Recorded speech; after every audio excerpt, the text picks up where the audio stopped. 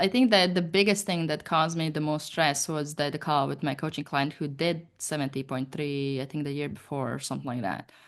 And he started asking me questions. He's like, have you tried transitions? I'm like, no. Do you have your nutrition planned? I'm like, no. I think transitions and nutrition were the two main things. And he's like, you have to you have to try them. Like you have to do them. And I think once I got off that call, I was like, fuck, I'm not ready.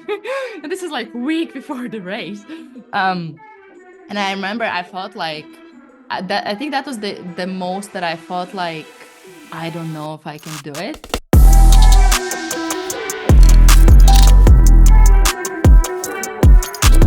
So moving towards the prep, Yeah. you've signed up. What was the first thing? I mean, you've signed up, you've written to me that you're gonna do it. What was your thought afterwards? I think I had the debate whether I want to document it, because I was afraid of people seeing me fail, and also the energy that it would take because it takes some energy to like film and like kind of think about content creation as well.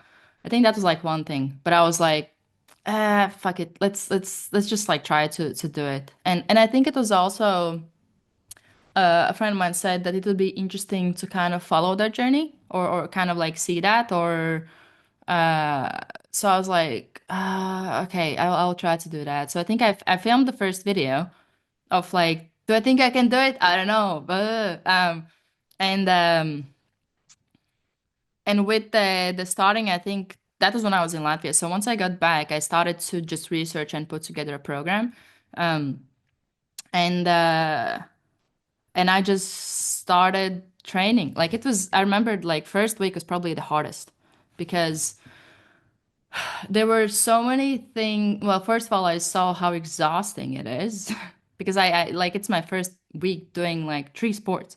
Um, but it also was there was like a lot of things coming up. There was a lot of realizations, but also was like it completely messed up my rhythm. And especially like doing 75 hard on top of it as well and just like planning things out with that.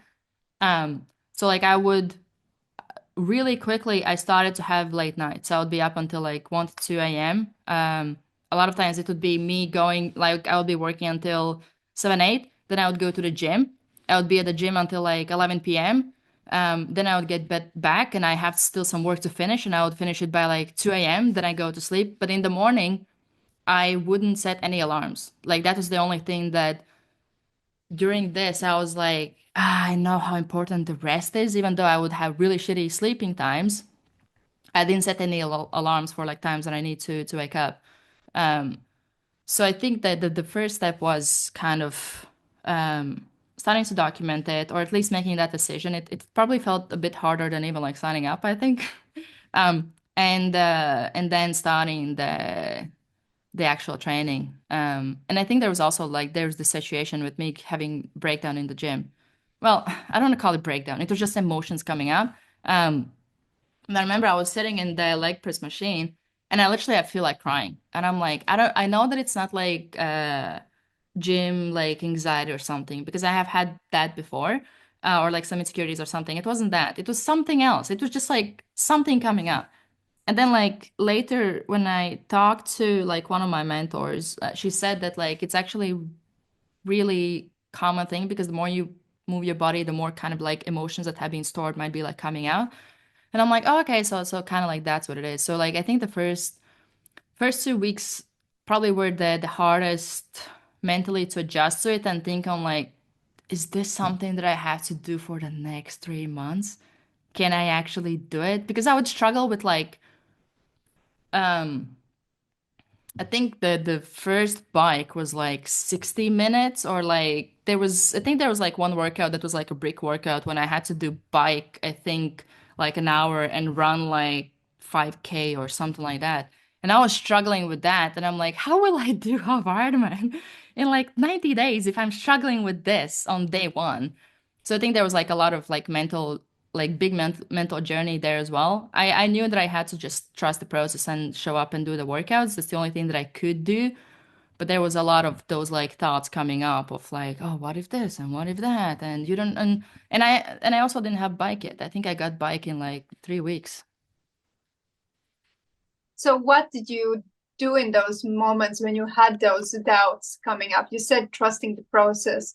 I mean, I know you made the plan with the support of ChatGPT, so I would be a bit scared about, like, in a way, trusting fully the process, because I would have those doubts of like, oh, did I make the plan well enough? Maybe I overdid it on the plan, but like, what were I mean, those would be the doubts that I would have in that kind of prep. And I was with you on the first 2 weeks, and I remember going to the practice and seeing how much how because you already were training with the running, but how much you have put the intensity up. And I mean, I tried to keep up with your swimming practice, and I think I was, because I'm also competitive, Yep. then although I'm not preparing for Ironman, of course I will do, like, what was it? We had to do 50 Intervals. meters, yeah, 50 meters under minute. And that No, one 100 was meters there and back. And I 100 think it was meters. like minute. Initially it was minute, but then we set it to like minute 10 or something Yeah, like that. Yeah. And which then was we had just to do it like 10 times. death. I felt like I was just sinking, like swimming. It was out of shape. I didn't care about my form. It was just about the time. And then I had done the training with you for like 40, 45 minutes. And then the thought crossed my mind that I am not doing the Ironman. Why am I suffering? I just got out. I went to the jacuzzi. I filmed some of the behind the scenes Yeah. as you were suffering. I was like, I'm just going to wait for her here. Thank you very much. But no, Yeah. So the question is like what did I do in those moments when I would have those thoughts? yeah, because you said that one way for you to deal with the doubts was just trusting the process. But even that can be very difficult, especially when the process is so painful. Yeah. I think what was helping me was in some ways it was that piece of curiosity. And it was also I kept kind of visualizing almost every day, almost every workout that I would do, I would kind of visualize the race day, and that was one thing that was helping me to even do the workout because I would remind myself that I think one thing that I kept reminding myself that I don't want to show up to the race day and wish that I didn't do something. Like for example, there was and I'm not saying I did all workouts 100%. Like I was really far from 100%, but I think what was helping me was that thought of like, I don't want to first not finish this workout and then think about not finishing it for the rest of the day, which some days I didn't do. And then I had an opportunity to learn compassion towards myself and be like, listen, like you've been training like a lot of hours. So there will be days when you don't finish everything perfectly, or you literally don't have enough energy, or you have other commitments that are kind of getting in the way.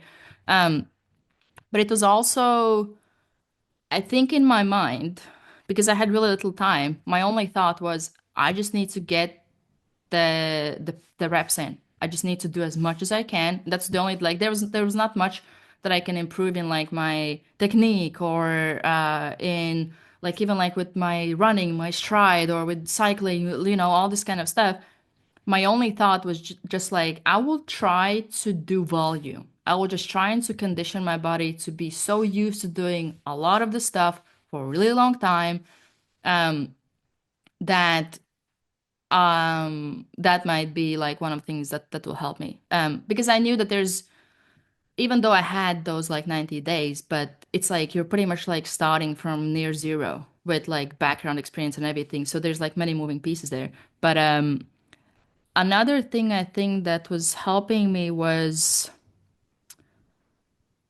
I can't say I was 100% at it, kind of trying to just focus on this workout instead of thinking like too far ahead of whether it's going to work out or not.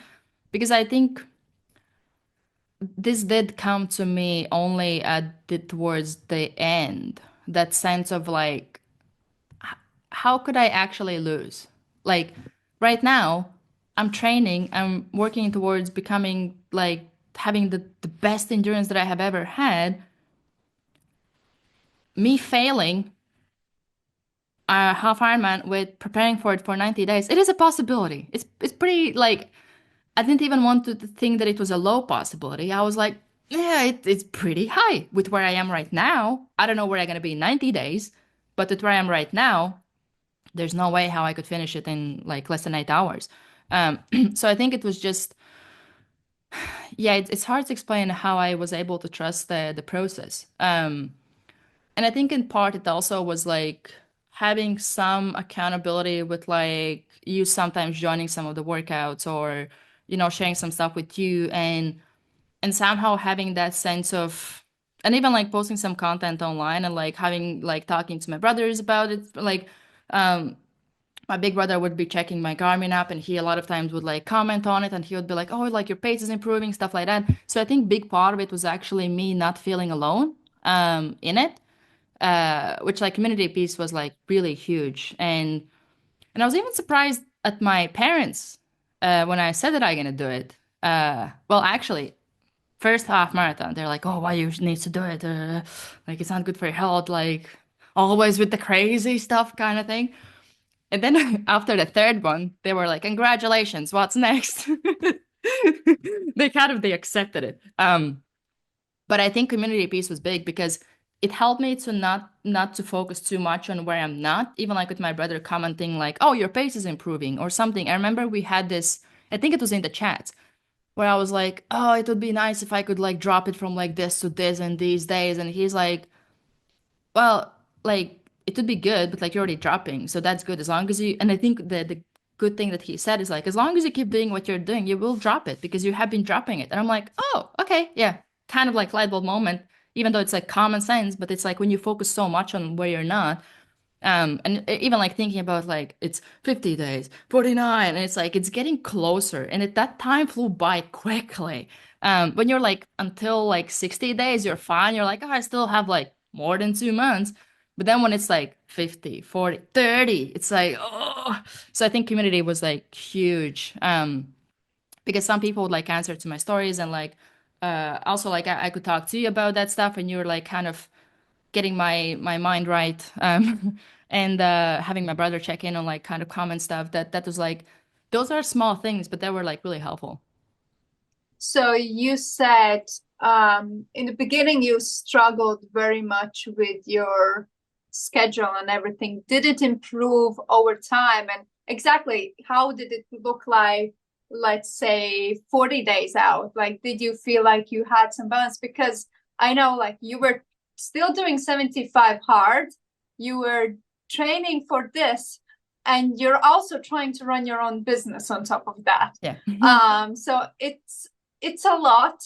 And you said at first you tend to sacrifice your sleep, and then you sacrificed. I remember like you were putting aside the training you least wanted to do. You were like, okay, maybe I will do the runs now in the gym and not do outside. So you're trying to kind of compromise a lot of times actually on this Ironman.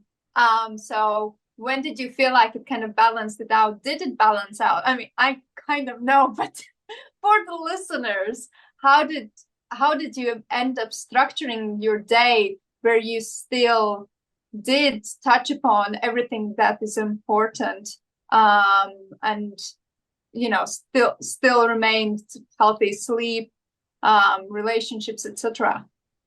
It's actually hard to say because I don't know if it was healthy. It was I don't want to say it was survival mode but it was a lot of just like kind of hustling away. I don't think that sleep in I don't want to say sleep wasn't good. It's just the sleep time wasn't good. Like I would go to sleep too late because I would start, well, that's like you get in that cycle, you started it too late and like then I do some work in training, work again, training. And for the most days I would have at least 2 workouts a day. Well, I had to because of 75 hard. Um, and the first month it was a lot of swimming. So it was a lot of me getting to the swimming pool, doing the swim, getting back. And it was like, I think at some point it was up to like 4 or 5 times a week. So almost daily, I would go to the swimming pool. Second month, a lot of focus was on the cycling, which took like a lot of hours. So I was cycling like a lot. And the last month, that's when I started to integrate more like running. Last month was like quite messy in general because like last 2 weeks I had to like buy all the stuff that I hadn't bought. And now I'm like, week before the race, I bought my swimsuit, like just for the reference, by the way. Week before the race, you started checking nutrition and whatever you need. Yeah, It we will wasn't get to only that. Yeah, swimsuit. remind me of It that was because that's a story in itself. But that's where like I don't think I had balance.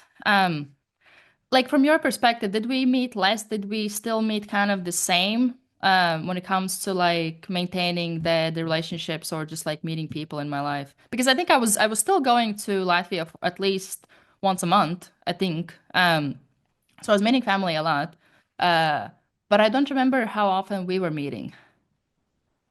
well, to be honest, I feel like we met more than we've met in the last month Oh yeah, because for we sure. like I still well, we had the same gym membership, so I join sometimes to your gym. I sometimes join to the swims. Um, I don't remember not meeting you. Yeah, so it wasn't like I Um, was disappearing. yeah, but it's also because, we still keep in touch even when we don't see face to face. Like Yeah. today, we realized we haven't met each other face to face for a month or so, but it doesn't feel like it. And I think that was the part that we were still in touch. So when it came to my relationship with you, I didn't feel like it. Although you were talking a lot, and I think that goes into a good question, like, was there anything you had to give up like during that time because you had to be so strict? So was there anything that you consciously felt like, okay, now I have to give this up? Uh, rest.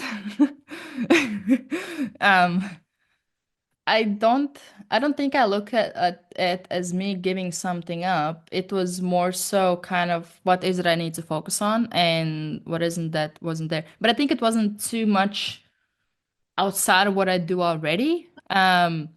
So even like with the stuff that I would do for clients, I would just have to do the necessary work, or I would kind of like I wouldn't do like more extra. I wouldn't focus too much on like I can't say that I didn't focus on even like growing the business because I did.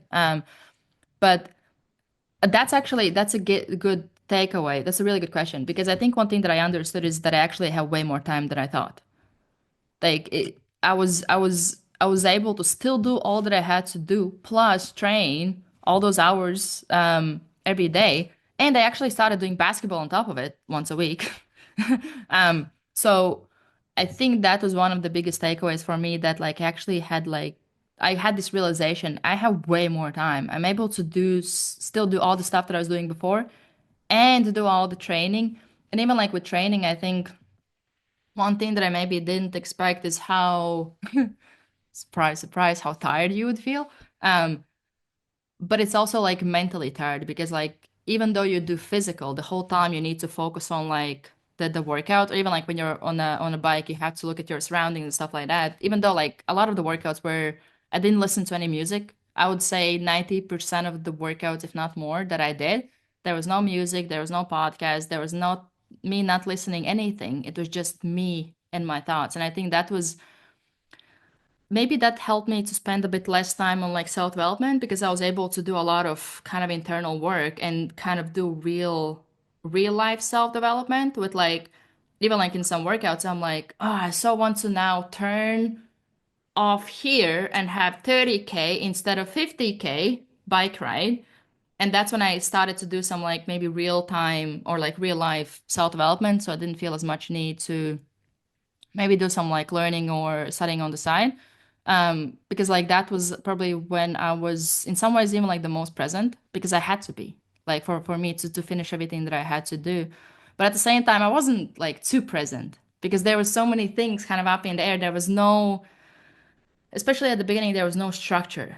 And that structure slowly started to come in. but there's like so many things to like. It's literally me trying to get good at three sports in 3 months. It's not like one sport, it's three sports. On top of everything else. Yeah. That I think is an important part, that it's not that, that's just Yeah, your like I took sole 3 month focus. vacation and yeah. Exactly. Like you take 3 months, that's all you do. Like free time, like you do only that and everything around that. But that's on top of your daily life, which was already busy.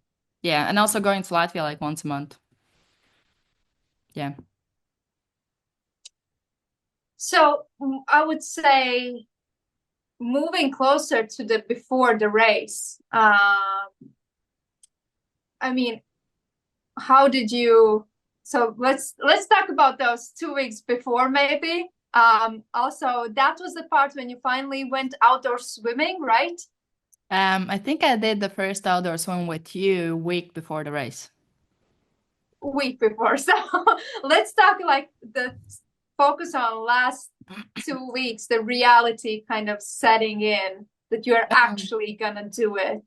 Um, yeah, so I think that 10 days before the race, I went shopping and I was like, oh, let's see what I need. I need, what was it? I think that's when I bought cycling shoes. So up to that point, I was cycling just like shoes on pedals. I didn't have cycling shoes. Um, and then I bought the swimsuit, which by the time I got back, I realized that I had to get the long sleeves.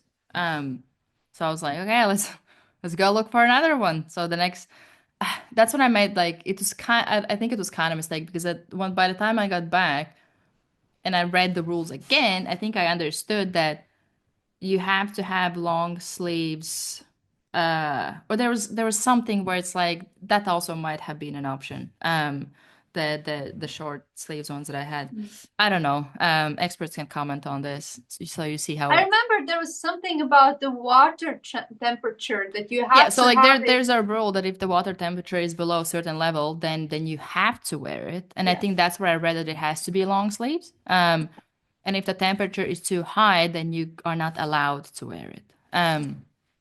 So our temperature was like out more you could We wear. were more closer to the you will have to wear the long sleeves. Yeah, Yeah. it yeah. And so that's when I pretty much like bought and I was like I think that the nutrition piece came in because like the most like nutrition stuff that I would do is when I would go on 6 to 8 hour bike, I would take with me like 2 bars. I actually hadn't done any gels until that week of upcoming race. Which by the way, don't recommend it, but my body handled the whole thing really well. So thank you, body. But with nutrition, yeah, I hadn't done anything more than just like, take if it's longer bike, just take a bit more extra. And water also like I for the most part I think on my bike rides I was dehydrated, but I didn't know it. I didn't feel it. I was just like locked in. And only like when it started to become like 80 to 100K bike rides, I'm like, okay, I need to have recharge of my like, what was it? It wasn't even liter bottle. And so yeah, like I think that the biggest thing that caused me the most stress was the call with my coaching client who did 70.3, I think the year before or something like that. And he started asking me questions. He's like, have you tried transitions? I'm like, no. Have you do you have your nutrition planned? I'm like, no. Have you what else did he ask? I think transitions and nutrition were the two main things. And he's like, you have to you have to try them. Like you have to do them. And I think once I got off that call, I was like, fuck, I'm not ready. And this is like week before the race. Um, and I remember I felt like that. I think that was the most that I felt like I don't know if I can do it. And what I did, it was literally within 30 minutes. I was like, for whatever reason, I was like, I want to see kind of my progress. So like with 75 hard, I was taking like progress pictures. So I put together the day one and it wasn't even day 90, it was day 80 something. And I looked at them and I'm like, whoa, like there's visible change. Because I was like, and that's like another takeaway that I had, that not always weights are right. Or they have all the facts. Because I had lost on weight maybe 4 kilos. Like it's nothing. Um, but then when I would look at the pictures, you can see like drastic change. And I was like, what? I think that was the moment where I was like, that's when I understood there's no way how I can actually lose. Like I'm already winning. Like I'm getting results. I'm like the strongest that I have been. I have never had this kind of endurance. So I think that's where for me in my mind, I'm like, there's no way how I can lose. Like, how can I actually lose? And or even like fail. Like so I think that was huge transition point for me. Um and what I did, I went on YouTube and I was like, how to do a triathlon transition. That's literally what I did. Right after that call, mind you, we have 1 week until the race day. um, and so I started to watch videos. I started to take some notes. I started to think on like some other stuff too. And I also had like one follower that I think from the day one, he followed me and he messaged me something along the lines like, if you need help, let me know. So I'd ask him some questions along the way of even like with like cycling shoes, which ones that I need to get, stuff like that. Um, which also within that week or like that 10-day time frame, I started learning how to cycle with clips, kind of like clipping in your shoes. Which was interesting experience and probably not, I can't say it wasn't enough time. It wasn't definitely enough time to wear the shoes in, which came in the race. But so I YouTube that. I'm like, okay, so how do you do transitions? So then before the race, I went to Latvia to see my physio, and that's when I practiced my swim to bike transition for the first time, which there's a video on it as well. Um, how I was just like, I did swimming, I tried my like suit, then I was like running out, I was running towards my bike, and I was like, okay, then I did this, then I did that, then I got on the bike, and that was as much as it wasn't me actually doing the distance. Then you get on the bike, you do the cycling distance. It was just me kind of like visualizing how do I just do the piece of transition, which, by the way, big mistake, but we'll get to that on the race day. Uh, or at least I don't want to say mistake, but it was mistake on my end of like just not knowing kind of thing. Or like having so many things to manage in those 90 days that it just like you don't think that far ahead. You're like my focus during the prep was just to condition my body as much as I can to be able to endure. The rest of it, I'm like, I have week now. So in the last week, you don't force the training. So I'm like, okay, let's figure this shit out here now. um, and I think the same thing that I did with did I train the run transition? No, from bike to run? I think I was like doing some visualizing. So so yeah, like that was that probably that conversation freaked me out the most. And when and after I had done at least practice that transition, I'm like, okay, I feel slightly better. And but I hadn't done the outdoor swim yet. That's which is like another thing. So I think we met on Sunday when I went for a swim. I think it was like on the weekend, Think the first one. Friday was when we were in cafe and you were Oh yeah, looking it all might the have been Friday. requirements and going to the shop. And I think, yes. Well, I think actually you did swim once earlier. Um, I in didn't I this, didn't do outdoor swim without you first one because I didn't want to leave my stuff. yeah, but I don't think it was exactly a week before. I think it happened Oh before. yeah, I think I was in Latvia on the week of the race.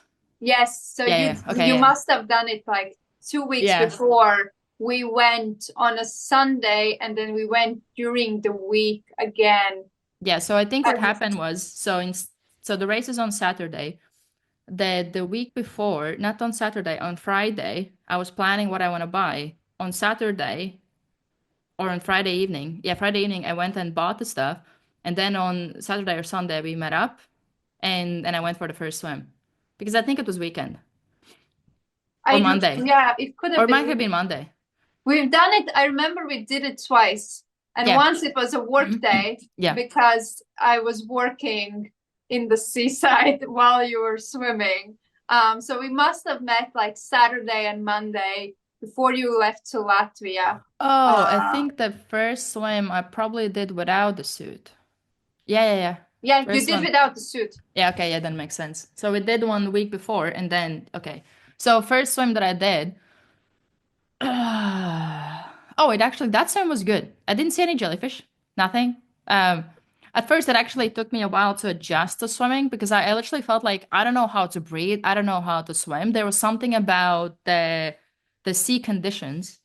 Which actually I got lucky because initially the swim was supposed to be in the lake and then they shifted it towards that specific sea at which I was like practicing 2 times with you. So the first swim was actually it wasn't too bad. I didn't like the it's not like the everything is clean and everything where like I'm touching like a seaweed and I'm like starting to move and then you see bubbles coming up. So like I think that was something that like I was adjusting a bit to. But I got like I think I adjusted to that like within 10-15 minutes. And I think the first day there was a reason why I start or no that day I think I did like around 1,000 meters. But then I went to the second time and I tried out that swimming suit was the short sleeves. That's the one that I didn't use for the race. That's when I did really short distance. I remember like you said like what you're already like walking out. Because I started to swim and there were jellyfish and I touched one of them and I was like and I had never done that. I had never swum with jellyfish and I see them with my like swimming goggles. I was like, oh my gosh. Um, I literally like after 5-10 minutes, I was like, that's it, I'm done. Like I literally in my mind, I'm like, fuck it, like I'm walking out. And as I started to walk out, I had this like conversation with myself, and I'm like, listen, like I know this sucks, but we don't really have that much time. And also, I think big part of it was like you coming out there just to sit there while I'm like doing, and I'm like, you don't want to waste this time because like you just did 10 minutes, like just go back, do a bit more. Like I think that was one of the biggest motivations. I'm like, I don't want you to come out for like 5 minutes, and I'm like, oh, I'm afraid of jellyfish. Um, so I got back and I finished I think I did um probably like around 30 minutes swim or something like that. And the waves also they were like coming at me as I was just doing this there and back. And as I was like swimming back, the waves are just like because I remember swimming there, I'm like, oh, I'm doing good. This is fast. I'm like, oh, it's actually not that hard.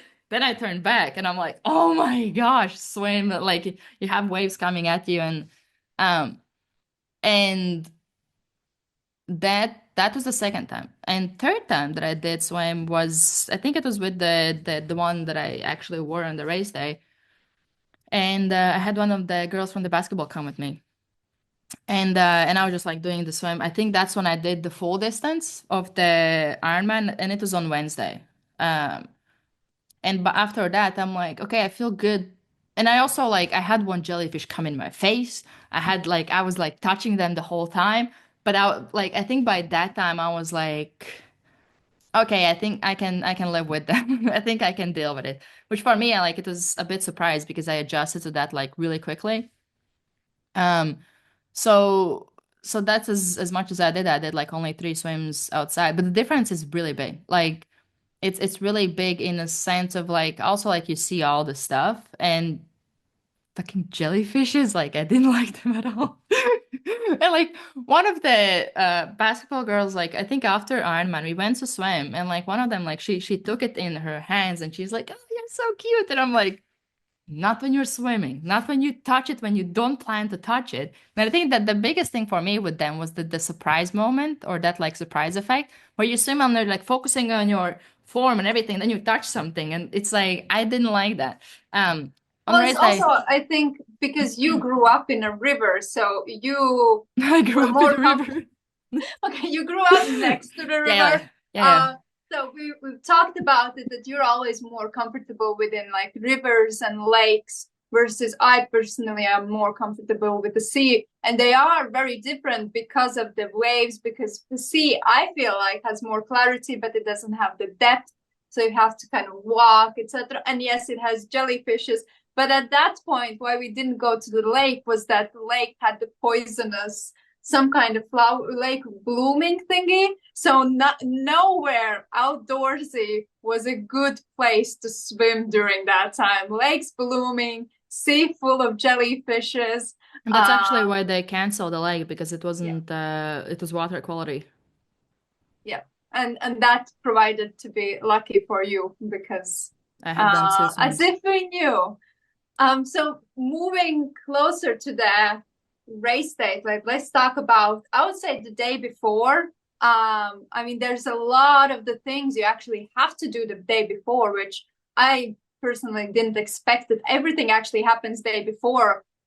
So what were the, I would say like emotions, feelings, because that's when the reality starts to set in. It's like, oh shit, I'm actually there. So there were like few things that I had to do, and also like I only got back day before. So like on Friday I had to do and do all the stuff that I'll tell in a bit. But I got back day before, um, from Latvia. So I remember I was like, uh, oh no, day before you actually were here. Yeah, because on Saturday was the full one on Sunday. So like you were here. So I got back on Friday, and on Friday I had to go to register and collect like the number and the bags where I need to put my stuff. And I think day before on Friday were the instructions as well. Yeah, Yeah. I think I went to those by myself. You weren't here yet. Or like my brother wasn't here. And so I went to that, and I think that's where. Yeah, I felt like imposter, I think. I'm just walking around and everybody seems like, oh, they look so much like triathletes kind of thing. Um, and I'm just like, yeah, I just felt like imposter. I'm like, I don't think I fit in here. I felt like I don't belong kind of thing. And I felt, yeah, so I went through, I registered, I got my bag, which I was like, even if I don't finish, I got this. And I got like, I don't think that gave shirt. I got it later. And I got the wrong one, which is this one. Because this one doesn't have my name on the back of it, which we found later. Um, and um, and then after that, we had instructions. So they walk you through. Before instruction, I met a lady with her husband, and she has done like at least 30, I think 30 Ironmans or something like that. And I was talking to her, and I was like, "Oh, do you have like any advice?" Oh, and there was another thing, like my bike steering wheel was like missing the plug, and you have to have it on the race day. And I was like, "Oh, do you have any plugs? Do you know where I can get any plugs or something?" She was like, "Worst case scenario, take a like a wine bottle. What is it called in English? Core. Cork. And put that one in." I'm like, okay, good to know. But I got that sorted. I went to Velo store and I asked them if they have any, and the mechanic or like technician, I think it's not mechanic. He literally just gave me two of them, and I didn't have to pay anything. I'm like, oh, thank you. One of them didn't fit, the other one did, but I had to switch them around. Like there was my bike is a tricky thing. And but the instructions were. I actually don't feel they were that scary. I think it was interesting that they asked you to raise a hand if it's like if it's your first Ironman and stuff like that. So it was interesting to see there's actually not that many people who did it for the first time. I think there was only like 20 of us.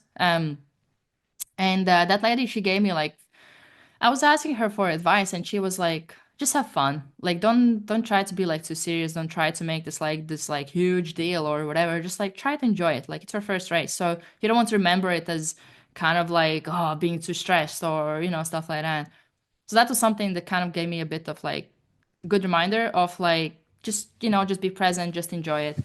And I think Saturday was I think you made Saturday fun. With us like going places. We had like this coupon code, which we went to the I mean, wrong cafe.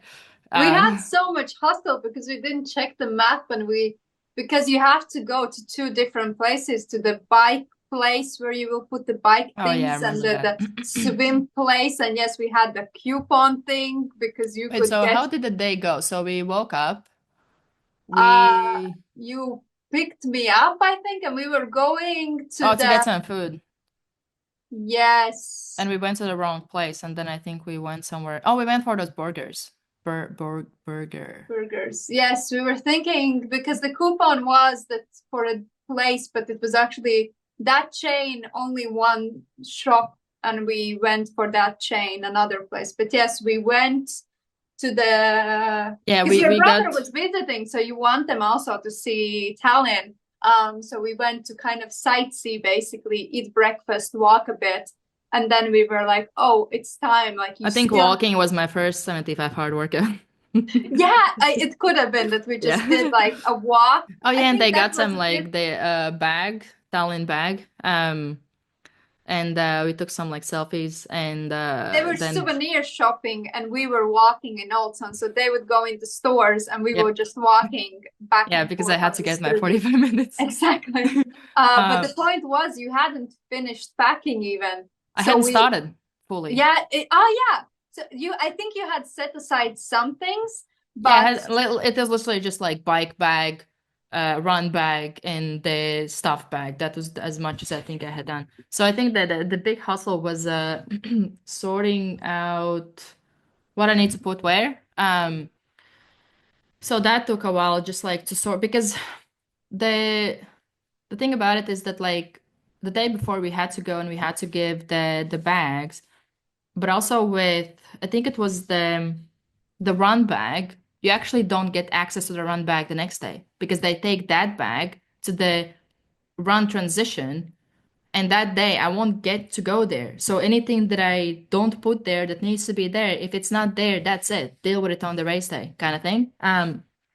So that's where I was like just like going over the whole thing because with the bike bag, because the bike is right next to the swim, and swim is where the race starts. So on the race day, they give you like 30-minute window where you can go in, you can check your bike, or you can or like put like all the water, everything in the bike, and then kind of if you need anything added or something in the bag, then you can do that.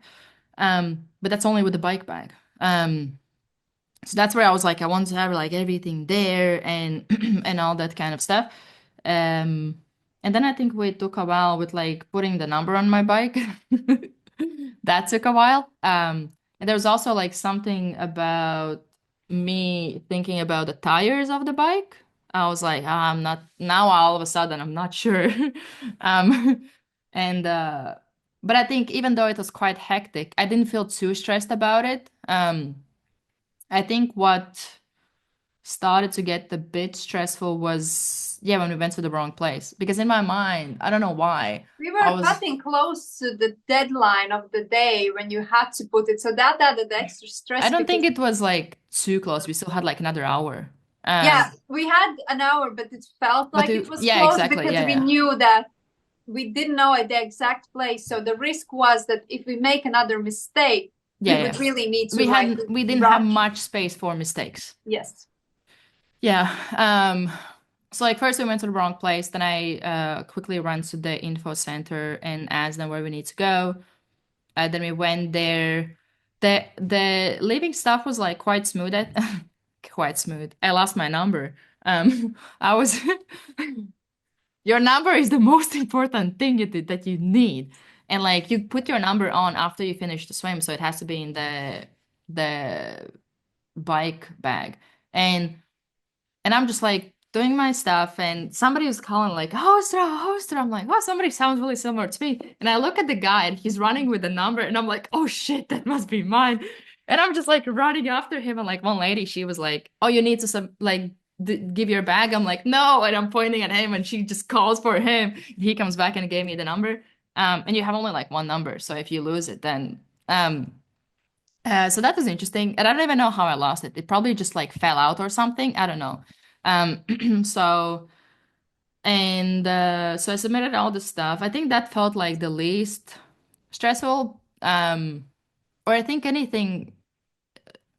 I think it felt kind of a bit hectic until it all was given and done. Because then once it was done, I would still think about, oh, what if I miss this or that? But in my mind, I'm like, there's nothing you can do about it. So just like relax. And yeah, so that was the day before.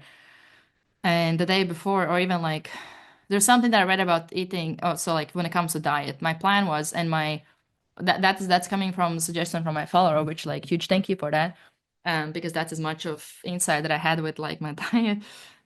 He said me that on the bike, I don't want to like mess it up. I don't remember specifically on the bike, but I think he said like every hour to take the gel. Um, and then on run every 30 minutes to take one gel, I think. And this is so not helpful, but if there will be any things, I might leave some notes for like clarification. Um, but like whatever he said, that worked. And with the yeah, so that was my plan. I just packed so much. Like I just packed so much, like the gels and like the bars and everything, just in case. Which is it's better to pack just in case than run short, especially with like endurance stuff. Um, but for the most part, like I think I felt quite good about all the stuff that we like day before. I didn't feel like too bad. But one of the things that I read about was the and you were like commenting on that, like having the on the or like do you have any like more questions that until the race? Because that was more like the race day. No, no, I would say it's more on the prep for the race and kind of the days before, but then also transitioning in the morning of. And it kind of goes into with the prep because for me, the biggest shocking part from the side was no one can help you and not even other attendees like can help. So that kind of adds to the seriousness of why you should overpack and why you should really think things through. And it also, for me, connected to the morning of, people last minute adding things to the bags, Oh, there was overpacking. one guy whose tire blew up 30 minutes before. Exactly. That was like, I remember that overpacking those things. So transitioning into the morning of Oh, the and by the way, race. if my tire blew or anything happened, I'm done. That's kind of where I was with my skill set.